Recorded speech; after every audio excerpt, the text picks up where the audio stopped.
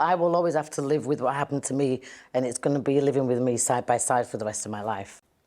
You know, for example, my mum, the first thing she said to me, she was like, oh, but you're fine now. You've got away from him. And no, if anything, your world then gets completely turned upside down, because if you've been, whether you've been in an abusive relationship for an hour, a day, a month, a year, 10 years, there's things that the abuser does to you that will never leave you, from literally telling you everything that's wrong with you, putting you in certain situations where you feel so humiliated. The simplest of things, like getting dressed in the morning. You know, what do I wear? I'm used to being told what to wear in such an aggressive way that these things I didn't have to think of, or, you know, I'm not allowed to have a credit card, I'm not allowed to drive, so you have to relearn everything again. So all that happened to you? Oh yeah, and way worse. I mean, like what? The levels of abuse don't just, especially if you stay with them for longer, they start isolating you, so you don't really have any friends, your phone gets monitored, your every move gets monitored, whether you're working or not. And then there's the constant threat of, if you leave me, I'm going to blackmail you, or I'm going to tell everybody how crazy you are. So... I mean, it's terrifying.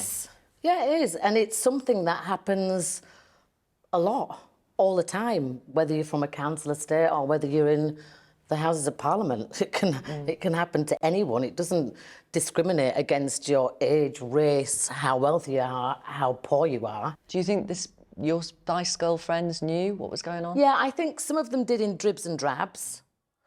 But I was in it for 10 years. I was very good at hiding a lot of things, especially anything to do with my then husband and what I was going home to, or what I'd just come from.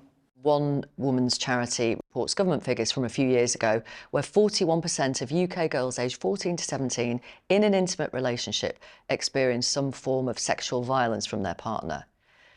How do you react to that? Well, I mean, it's an epidemic, and I'm glad we have got statistics out there where we can openly talk about this, because, you know, when I brought my book out, nobody wanted to talk about it. It was like a taboo topic. It was something that everybody knows about, but nobody talks about it.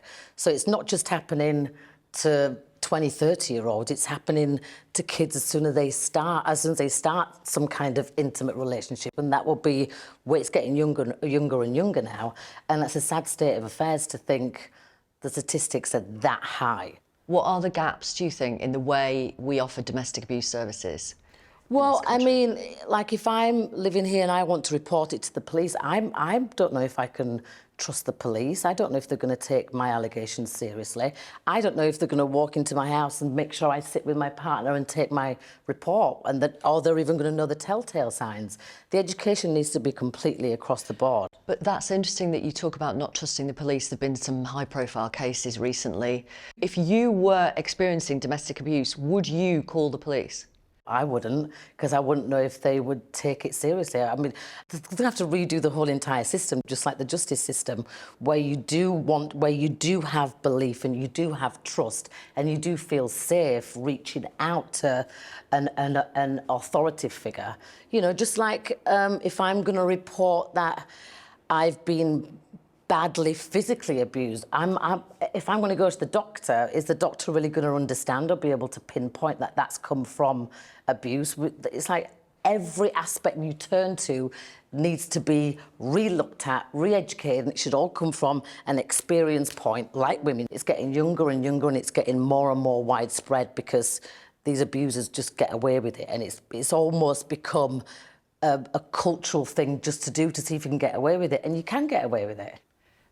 I want to ask you about December 2014. You were a judge on The X Factor. It's the live final, and you appeared without your wedding ring, and it looked as though you had a bruise on the side of your face, which was covered with makeup, and you had scratches on your arms.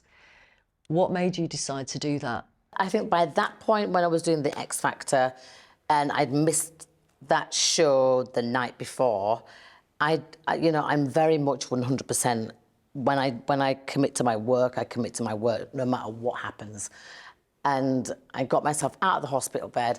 I wanted to do the show. I was making some kind of gesture, like I took my wedding ring off. I'm like, you're not going to be controlling me or deciding how this story plays out. So I guess it was wanting to somewhat say this has to stop to my then husband, but then also saying, look what you've done to me. Look what you did. Melanie Brown, thank you very much for talking to us. Thank you. Thank you.